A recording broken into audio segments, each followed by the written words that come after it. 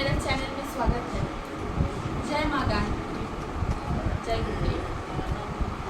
आज मेरे जीवन का बहुत ही महत्वपूर्ण दिन है, तो मैंने सोचा कि नहीं आप लोगों के साथ मैं इस ब्लॉग को शेयर करूँ। निवेदन है कि अंत तक तो इस ब्लॉग को देखें और इस महत्वपूर्ण जो दिन है जो आप लोगों ने शेयर कर रहे हैं इसकी एक एक बात को आप लोग समझें और सुनें। आज गुरु पूर्णिमा है, पहले ही कह देती हूँ गुरु पूर्णिमा है, आप सबको हार्दिक शुभकामनाएं। कहते हैं गुरु भगवान से भी बढ़ के होता है। हमारे गुरु तो माता पिता हैं जो हमें जन्म दिए हैं। माँ बाप से बढ़ के कोई गुरु होते नहीं हैं। शादी से पहले माँ बाप, शादी के बाद पति, जैसे भी हो हमारे गुरु होते हैं। किस्मत से ही अच्छा पति मिलता है और वैसे पति को अगर हम गुरु माने तो हमारे सौभाग्य की बात है। आज गुरु पूर्णिमा में मैं ये कहना चाहती हूँ कि मैं जिस गुरु का दीक्षा लेने जा रही हूँ वो गुरु मुझे बहुत सौभाग्य से प्राप्त हुआ है और महादेव की परम कृपा से प्राप्त हुआ है। मैं बचपन से महादेव को बहुत मानती हूँ और मैं बाबा से कहती थी कि जब मैं पूजा करने जाती थी तो पहले मैं गणेश जी के बाद उन्हीं की पूजा करती थी और कहती थी कि आप ही मेरे गुरु हैं। जब तक मुझे जीवन में मैं हमेशा बाबा से कहती थी कि मुझे बहुत अच्छा गुरु, जो श्रेष्ठ गुरु हो संसार का, वैसे गुरु का मुझे शिष्य बनाएंगे। एक दिन सच में यही चमत्कार हुआ मेरे जीवन में। मैं महाकाल गई, मैं नॉनवेज खाना छोड़ दी और उसके बाद मेरे जीवन में ये बहुत सारे मिराकिल हुए हैं। सॉरी, मैं लड़का जाने कहती थी, बहुत सारे मिराकिल हुए मेरे लाइफ में। तो मुझे लगा मैं ये सब बातें आपके साथ बाद में शेयर करूँगी। आज मैं आपको सही कह देती हूँ कि दीक्षा लेना बहुत ज़रूरी है। हम सांसारिक जीवन में रहते हैं, उसमें भी हमें बहुत सारा मार्गदर्शन का आवश्यकता होती है। देखिए, रोज़ का जो पूजा पाठ है उसमें हो सके आवश्यक ना हो गुरु की, लेकिन जो साधना करते हैं, जो साधक होते हैं, जो बचपन से ही जैसे पूजा पाठ में बहुत लगाव होते हैं और धीरे धीरे वो साधना की ओर बढ़ते हैं और उसकी आध्यात्मिक शिक्षा के भी बहुत सारे मार्ग होते हैं, वो जैसे जैसे धीरे धीरे बढ़ने लगते हैं उसे गुरु की आवश्यकता होती है। क्योंकि अगर आपसे कोई भूल होती है तो गुरु उसके मार्गदर्शन करते हैं। तो मैं जिस गुरु का दीक्षा लेने जा रही हूँ वो युग ऋषि है, तपोनिष्ठ श्री राम शर्मा आचार्य। मैं आप लोग से निवेदन करती हूँ कि YouTube में जाइए और तपोनिष्ठ श्री राम शर्मा आचार्य के बारे में आप लोग एक बार जानिए। हो सके मुझसे भी अच्छे यूट्यूबर जो बहुत अच्छे बोल सकते हैं वो आपको बताएंगे वो है क्या। कोई ऋषि एक टाइम में 5 जगह यज्ञ नहीं करा सकता, पर मैं जिस गुरु का शिष्य बनने जा रही हूँ वो एक टाइम में 5 जगह यज्ञ करवाते थे। उसे यहाँ भी देखा जाता था, खाते हुए देखा जाता था। कोई गुरु जी को यज्ञ में बैठे, गुरु जी कहीं खा रहे हैं, गुरु जी कहीं पूजन में है।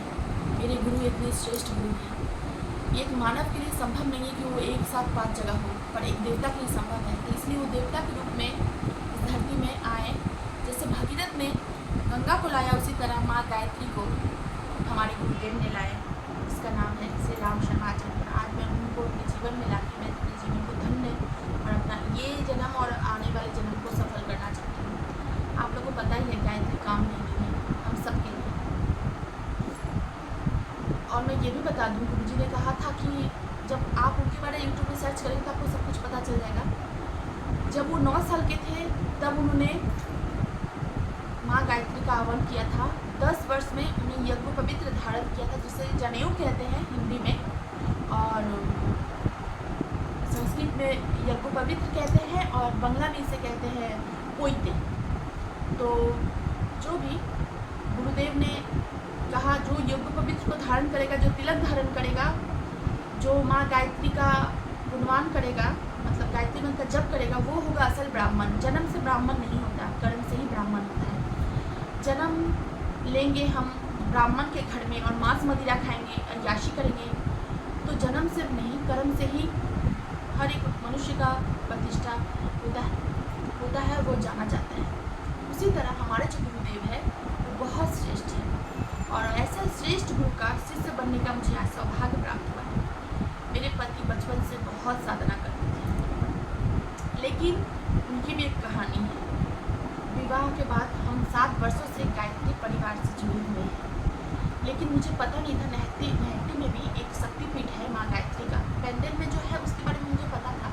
कई लोगों ने मुझे कहा था कि आप गायत्री की साधना करते हैं। मैं हरिद्वार से भी जुड़ी हुई थी 7 सालों से, लेकिन मुझे पता चला कि नहट्टी में भी एक छोटा सा शक्तिपीठ है जहाँ हमारा गुरुदेव का आशीर्वाद से इन शक्तिपीठ को उद्बोधन हुआ है। तो मैं उस एक्टिविटी में जा रही हूँ और अपना योगदान जितना हो सके तन मन धन से दे पा रही हूँ। ये मेरा सौभाग्य है। वहीं से मुझे भेंट आया है या फिर मेरा गुरु का आज्ञा आया है।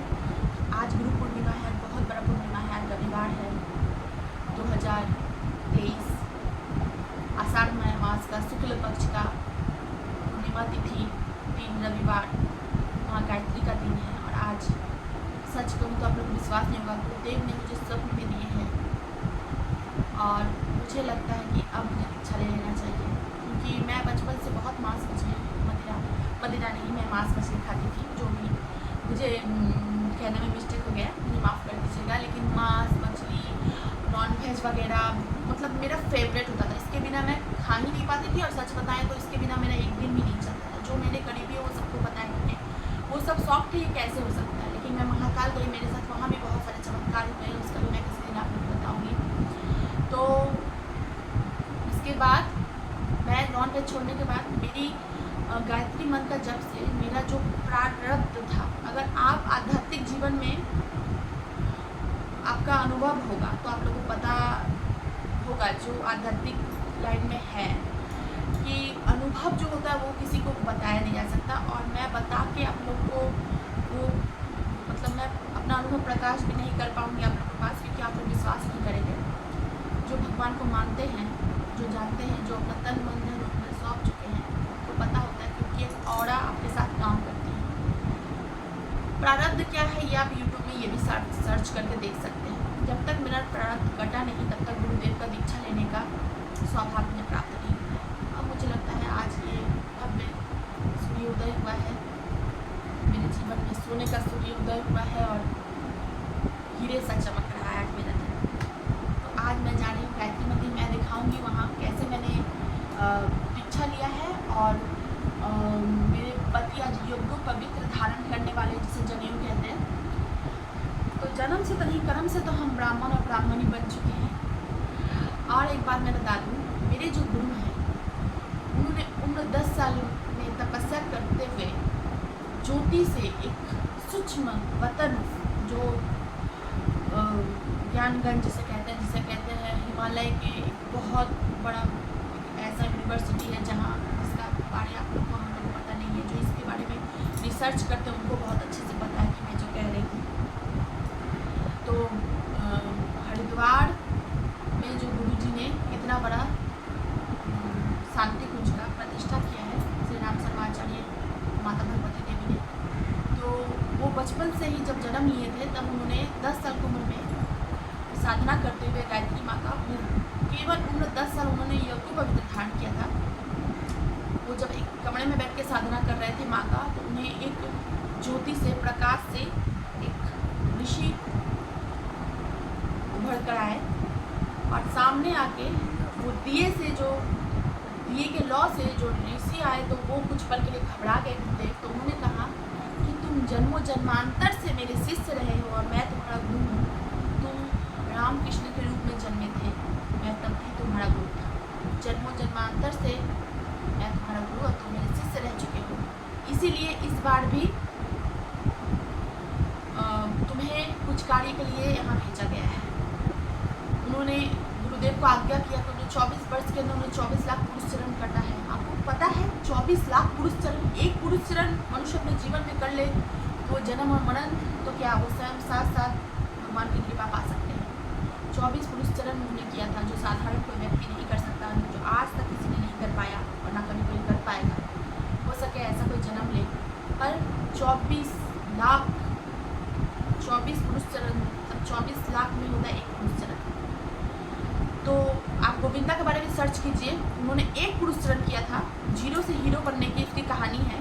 उसे कल के डेट में कोई नहीं पहचानता था। जिस दिन उसने एक पुरुष चरण पूरा किया, उसकी माँ भी गायत्री परिवार से थे, उन्होंने यज्ञ किया। उसके बाद ही उसने कहा 1 साल के अंदर पूरा दुनिया उसे जान गया। उसे 1 साल के अंदर 50 फिल्म साइन किए। एक पुरुष चरण करने के बाद गायत्री वो कामधेनु है जो हमें धन, यश, वैभव, संतान सब कुछ देते हैं। अब आप ये कहिएगा इसका खुद का संतान नहीं है। मैं कहती हूँ मुझे पूरा विश्वास है, जो तैयार हो रहा है वो गुरुदेव की कृपा से तैयार हो रहा है। वक्त से पहले और किस्मत से ज़्यादा किसी को कुछ मिलता नहीं। ये भी मेरा प्रारब्ध है, लेकिन गायत्री वो कामधेनु है जो असंभव को संभव करता है। गायत्री वो कामधेनु है जो आपको मार्ग दिखाता है। जो लोग मांस मछली खाते हैं वो लोग भी गायत्री का जप कर सकते हैं, और कहते हैं औरतें नहीं करती, औरतें भी गायत्री का जप कर सकती हैं, क्योंकि हमारे गुरुदेव ने ये अधिकार सबको दिया है। और मेरे गुरुदेव जो तपोनिष्ठ श्री राम शर्माचार्य हैं, उनका इतनी कृपा है, उन्होंने जनेऊ का अधिकार हर एक वर्ग को दिया है। कोई भी जाति हो, कोई भी वर्ग से हो, वो जनेऊ धारण कर सकता है। वो अगर कर्म से ब्राह्मण है तो आप अगर उससे यज्ञ करवाते हैं तो आपके घर में जो मांस मदिरा खाता है, वैसे ब्राह्मण से अगर यज्ञ करा के आपको वो फल प्राप्त नहीं होगा जो एक गायत्री परिवार के एक साधारण गायत्री का कर्म कांड से जुड़ा है, जो त्रिकाल संध्या को मानता है, जो जनेऊधारी है, जो तिलकधारी है, जो दिन में त्रिकाल संध्या करते हुए गायत्री मंत्र का जप करता है, ऐसे किसी पुरुष से या जुड़े हुए संस्था से किसी से भी आप यज्ञ कराते तो आपका घर, आपका जीवन का उन्नति निश्चय है।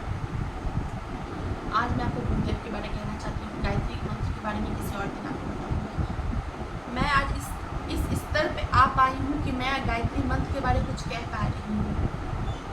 देखा जाए तो इंसान को कुछ कहने से पहले मैं अगर किसी चीज़ के बारे में ना जानूँ तो मैं आपसे कैसे बताऊँ। मैंने उस चीज़ को जिया है, मुझे पता है।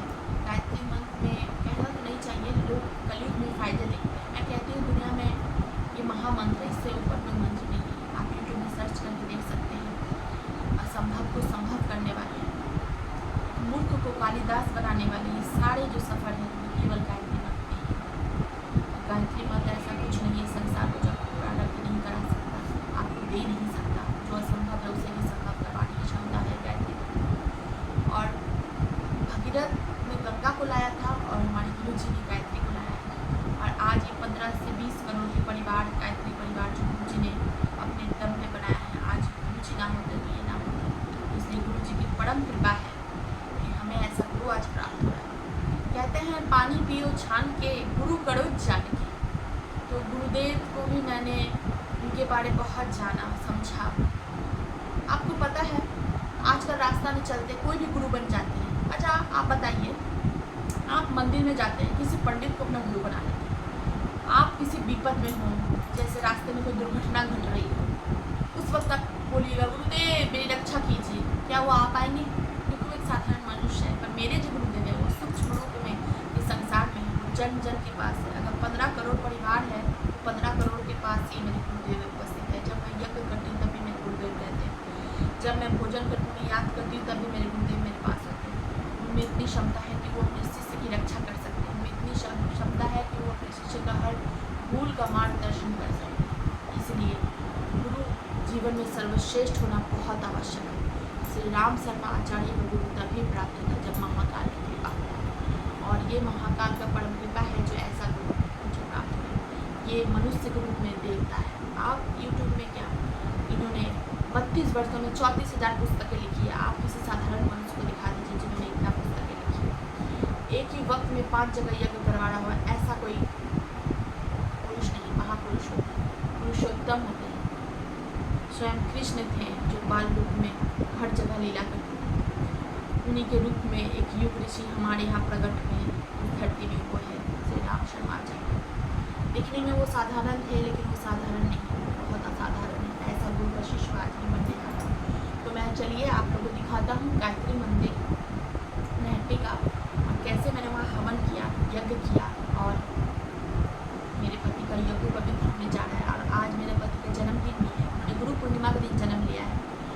तो आज मेरे लिए बहुत विशेष दिन है। तो आज मैं वहाँ पर आपको अपना सारा जो दिन की सूचना है सब मैं आपके साथ शेयर करूँगी। आज मैं अपने गुरुदेव के लिए इतना ही कहती हूँ, और मैं गुरुदेव के चरण में प्रणाम करते हुए इस कार्यक्रम को आगे ले जाना चाहती हूँ। धन्यवाद, शुक्रिया मेरे पास सुनने के लिए और बने रहने के लिए। अंत तक देखें मेरे इस वीडियो को, तो आप लोगों को बहुत कुछ की जानकारी